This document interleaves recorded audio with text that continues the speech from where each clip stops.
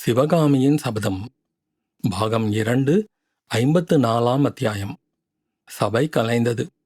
சபா மண்டபத்தில் ஏற்பட்ட கிளர்ச்சி ஒருவாறு அடங்கி சற்று அமைதி ஏற்பட்டதும் மகேந்திர பல்லவர் மேலும் தொடர்ந்து குரலானார். சபையோர்களே, நீங்கள் சொல்கிறபடி பல்லவ சாம்ராஜ்யம் என் ஒருவனையே நம்பியிருப்பதாக நான் ஒத்துக்கொள்ளவில்லை. இதோ என் வீரமகன் மாமல்லன் பல்லவர் குலப் பெருமையை நிலைநாட்டுவதற்கு இருக்கிறான். ஆனாலும் வாதாபி மன்னனை நான் அவனுடைய படை வீட்டில் சந்தித்தது வெறும் சாகசத்துக்காக அல்ல. புலிகேசியை நான் நேரில் பார்ப்பதற்கு ஒரு முக்கிய காரணம் இருந்தது. சற்று முன்னால் உங்களையெல்லாம் பெருங்கலக்கத்துக்கு ஆளாக்கிய நாகநந்தி அடிகள் 9 மாதத்துக்கு முன்னால் நமது கோட்டை தளபதியிடம் ஒரு ஓலை கொடுத்து புலிகேசிக்கு அனுப்பியிருந்தார். ஆயனரிடம் சிற்பக்கலை கற்க வந்திருந்த இந்த வீர வாலிபர் அந்த ஓலையில் உள்ள செய்தி இன்னதென்று அறியாமல் எடுத்துக்கொண்டு போனார். வழியில் இவரிடமிருந்து அந்த ஓலையை நான் வாங்கிக் கொண்டு புலிகேசியின் கூடாரத்துக்குச் சென்றேன். ஆனால் நான் புலிகேசியிடம் கொடுத்தது நாகநந்தியின் ஓலை அல்ல, நான் மாற்றி எழுதிய ஓலையை கொடுத்தேன். அதன் பயனாகவும் நமது வீர சேனாதிபதி கலிப்பகையாரின் போர் திறமை காரணமாகவும் தான் வாதாபி சைன்யத்தை வடவெண்ணை கரையில் 8 மாதத்துக்கு மேல் நிறுத்தி வைக்க முடிந்தது. பிரபு, நாகநந்தியின் ஓலையில் என்ன எழுதியிருந்ததோ என்று முதன் மந்திரி சாரங்கதேவர் கேட்டார்.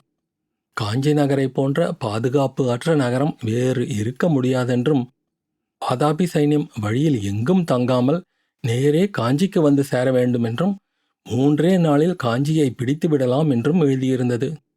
சபையின் 4 பக்கங்களிலிருந்தும் அப்போது கோப கர்ஜனை முழக்கங்கள் ஒருமிக்க எழுந்து ஒலி செய்தன.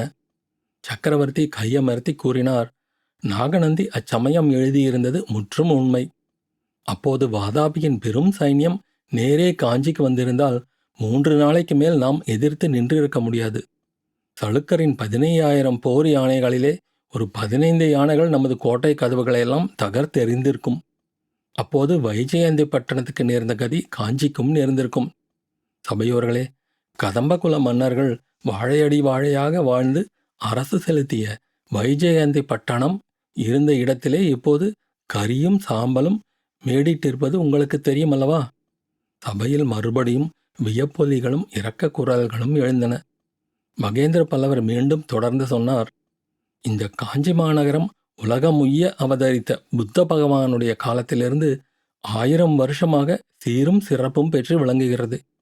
கல்வியிற் கரையில்லாத காஞ்சி மாநகரம் என்று நமது புலவர் பெருமான் திருநாவுக்கரசரால் பாடப்பெற்ற இந்த திருநகரின் புகழானது சீன தேசம், சாவகத்தீவு, யவனர் நாடு, ரோமாபுரி ஆகிய தூர தூர தேசங்களிலெல்லாம் நெடுங்காலமாக பரவியிருக்கிறது.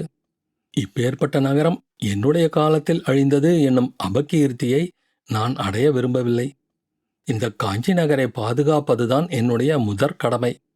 அந்த கடமையை நிறைவேற்றுவதற்கு நீங்கள் என்னுடன் ஒத்துழைப்பீர்களா?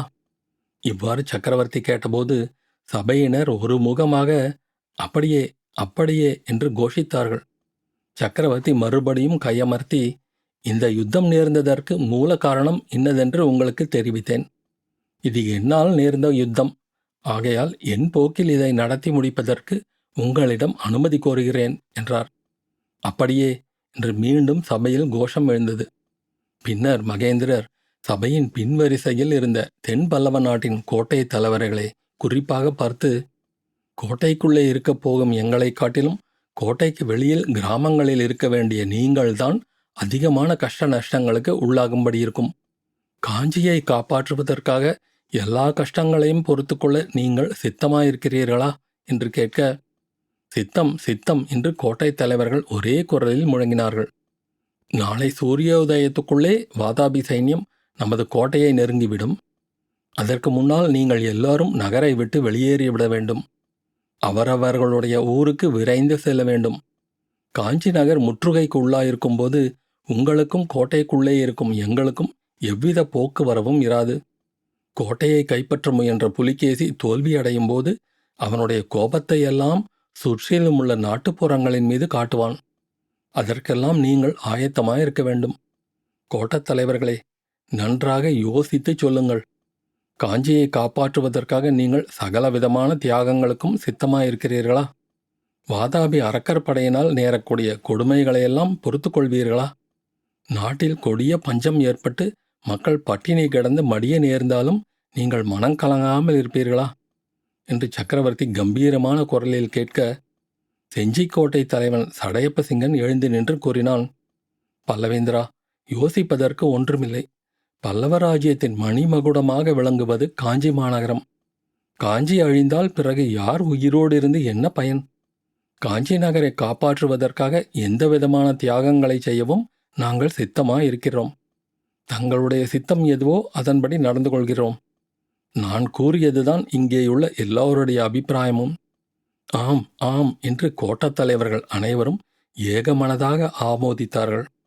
இச்சமயத்தில் சபாமண்டபத்தின் வாசற்புறத்திலிருந்து தூதன் ஒருவன் வந்தான். அவன் சக்கரவர்த்தியை நெருங்கி பணித்துவிட்டு, கிழக்கு திசையில் ஒரு பெரும் புழுதி படலம் தெரிகிறதென்றும் கடல் புரண்டு வருவது போன்ற பெரும் முழக்கம் கேட்கிறது என்றும் தெரியப்படுத்தினான். மகேந்திரர் இடி முழக்கம் போன்ற குரலில், சபையோர்களே, வாதாபி சைன்யம் வந்துவிட்டது. நம்மில் ஒவ்வொருவரும் தம் வீர சாகசங்களை காரியத்தில் காட்ட வேண்டிய சமயமும் வந்துவிட்டது. அமைச்சர்களே, மந்திரிகளே, இத்துடன் இன்று சபை கலைகிறது. நாளை முதல் முற்றுகை நீடித்திருக்கும் வரையில் ஒவ்வொரு நாள் இரவும் 2ஆம் ஜாமத்தில் இங்கே மந்திராலோசனை சபை கூடும். இப்போது போய் அவரவர்களுடைய காரியங்களை பாருங்கள் என்று கூறியதும் அமைச்சர்களும் மந்திரிமார்களும் துரிதமாக வெளியேறினார்கள். கோட்டத் தலைவர்களே, நீங்கள் சற்று முன் கொடுத்த வாக்குறுதியினால் மிக்க சந்தோஷம் அடைந்தேன். அந்த வாக்குறுதியை மட்டும் நீங்கள் நிறைவேற்றி வைத்தால் புலிகேசியை கட்டாயம் வென்று ஜெயக்கொடி நாட்டுவேன் என்று கூறி தளபதி பரஞ்சோதியை பார்த்து, தளபதி, இவர்களை தெற்குக்கோட்டை வாசலுக்கு அழைத்து கொண்டு போங்கள். இவர்கள் அகழியை தாண்டி சென்றதும் பாலத்தை உடைத்து எரிந்துவிட வேண்டும். மேற்படி கோட்டை பாதுகாப்பு சம்பந்தமாக நாம் தீர்மானித்தபடி காரியங்கள் செய்கிறீர்கள் அல்லவா என்று கேட்க, ஆம் பிரபு, தெற்கு வாசலை தவிர மற்ற 3 வாசல்களையும் முழுதும் அடைத்தாகிவிட்டது. பாலங்களையும் தகர்த்தாகிவிட்டது. மதில் சுவரின் மேல் வரிசையாக 10,000 வீரர்கள் வேலும் கையுமாய் ஆயத்தமாய் இருக்கிறார்கள் என்றார் தளபதி பரஞ்சோதி. பரஞ்சோதியும் கோட்டத் தலைவர்களும் சென்ற பிறகு சபாமண்டபத்தில் சக்கரவர்த்தியும் மாமல்லரும் மட்டும் தனித்திருந்தார்கள். மாமல்லரின் முகம் உற்சாகமின்றி வாட்டமுற்றிருந்தது. சக்கரவர்த்தி மாமல்லர் அருகிலே சென்று அவருடைய தோளின் மீது கையை வைத்து, மாமல்லா, இந்த யுத்தத்தை என் போக்கிலேயே நடத்த எனக்கு நீயும் அனுமதி கொடுக்கிறாயல்லவா என்று கேட்டார். அப்பா, என்னை ஏன் கேட்கிறீர்கள்? உங்கள் விருப்பம் எதுவோ அதுவே எனக்கும் சம்மதம் என்றார் மாமல்லர். சந்தோஷம் குமாரா. அரண்மனைக்கு போய் உன் தாயாரிடம் நான் பத்திரமாய் வந்து சேர்ந்து விட்டதை சொல்லு. பொழுது விடுவதற்குள் இன்னும் ஒரு முக்கியமான காரியம் நான் செய்ய வேண்டியிருக்கிறது. அதையும் முடித்துவிட்டு அரண்மனைக்கு வந்து சேர்கிறேன் என்று கூற மாமல்லர் அந்தப்புறத்தை நோக்கி சென்றார். சக்கரவர்த்தியோ அரண்மனை வாசலில் ஆயத்தமாய் நின்ற குதிரை மீது ஏறி ராஜவிகாரத்தை நோக்கி விரைந்தார். அத்தியாயம் முடிவு.